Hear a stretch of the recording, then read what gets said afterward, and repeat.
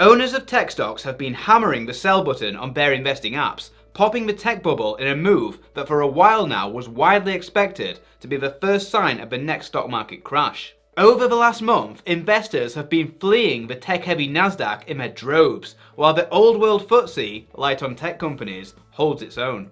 At first glance, it's an entirely predictable response to the pandemic narrative. 2021 is supposed to be when world markets opened up again, in which case there will be less of a need for tech stocks like Zoom, who blossomed during the lockdowns. But the wider economic picture is more complicated than that. There are strange movements in the bond markets due to inflationary forces in the US, which is now spilling over into the stock markets. In this video, we're looking at why some of the big stocks in your portfolio are falling and why we think it's part of a longer term correction. We'll also look at the reasons to still be optimistic about the long term potential of many of these stocks, regardless of the current likely blow this market rotation just took to your wealth. Let's check it out.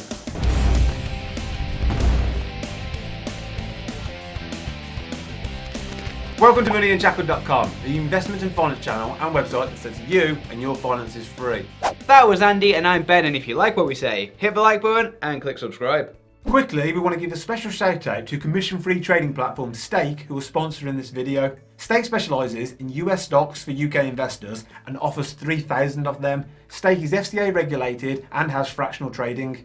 And they are giving away a free US stock worth up to $100 to everyone who signs up via our link. We'll put the link to the office page in the description below, so be sure to check that out. Now, let's get into the video.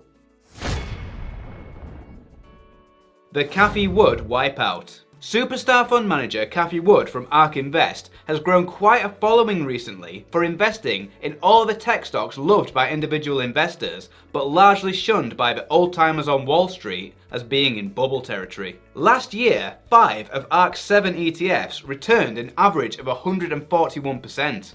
3 were the top performers among all US funds. Her name has joined the likes of Reddit, Tesla and Bitcoin in the popular narrative of outsiders upsetting the status quo. Her flagship fund, an actively managed ETF called Ark Innovation, has frequently been in the news over the last year for its amazing gains during the tech stock bull run of 2020. But if we look at 2021, all gains made from innovation stocks have been annihilated in the recent correction. Ark Innovation's holdings are pretty much a listing of the worst affected stocks, topped by Tesla. During the correction, Tesla had fallen below $550 and rebounded back to $673 at time of filming, down from a mighty $900 on the 2nd of February. As a volatile stock that's still in motion, somewhere between a quarter and a third of the tech giant's value has been wiped off the books, as investors re-evaluated how much future theoretical profits were really worth to them compared to actual profits available in the market elsewhere. Why big tech is imploding? It's largely down to the economy, but it's much more of a shift in long-term expectations than something as simple as Zoom calls won't be needed as much after lockdown. Markets expect the economy to rebound hard now that we have vaccines. They believe the global economy will reopen in the summer and that normality will be restored by year end. As a result, they expect consumer prices to go up too. If the recovery is strong enough, inflation becomes an issue. To fight inflation, central banks would normally raise interest rates a bit, but they can't afford to do that now because of the national debt. Any modest interest rate rise would cripple the treasury. What this boils down to is a strong expectation that inflation will rise, making the time value of money and theoretical tech stock profits worth much less in the future than the money you have today in 2021. And because the value of future profits are one of the key drivers of a stock's price, tech stocks are now trading at much lower than they were last year. Will these stocks go back up?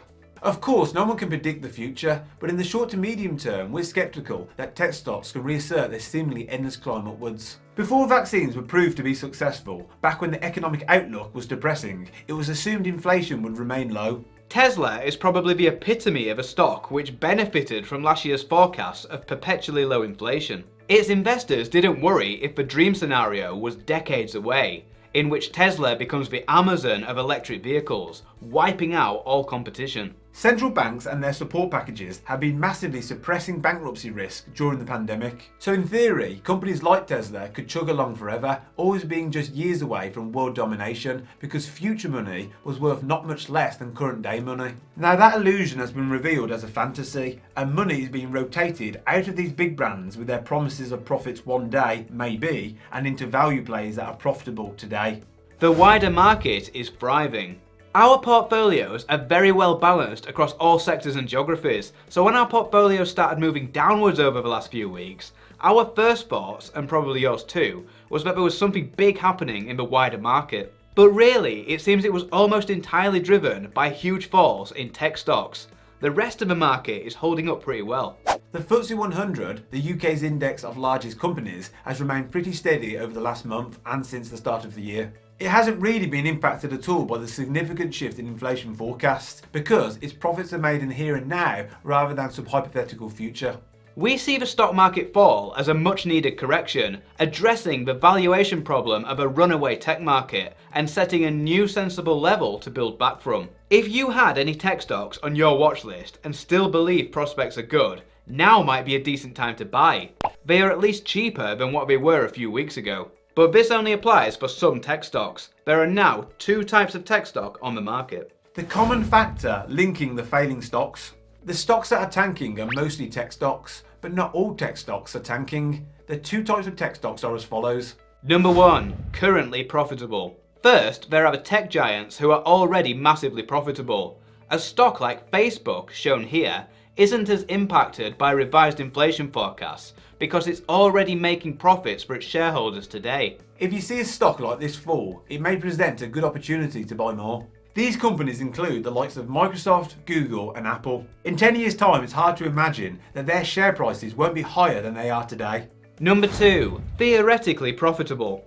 And then there are the very speculative tech stocks, renewable energy stocks and biotech stocks that are either currently unprofitable or whose profits are unreliable and yet have what many consider to be crazy valuations. Think Tesla, Roku and Spotify, and clean energy stocks like First Solar. These group of stocks are extremely risky as their high valuations are bets of the companies settling into a dominant market position sometime in the future. Investors in these stocks have the risk that they don't develop into tech superstars, and they also now have the risk that future profits are worth less due to fears about inflation. A great rotation.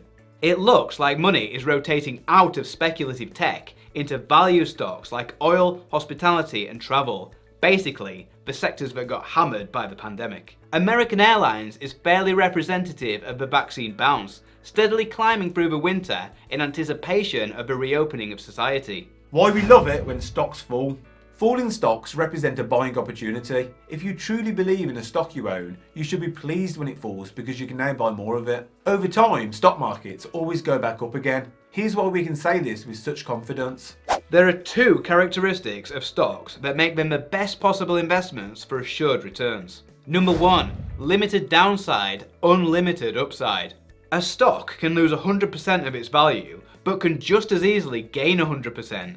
These things happen all the time in the markets, and owning a wide range of stocks and funds protects you from the losses. But a stock doesn't have to stop growing at 100%. It can grow to 200%, 1000%, or it can do what Apple did and grow from 10 cents a share in 1981 to around $120 a share today. Growth of 120,000%. $1,000 would have turned into $1.2 million.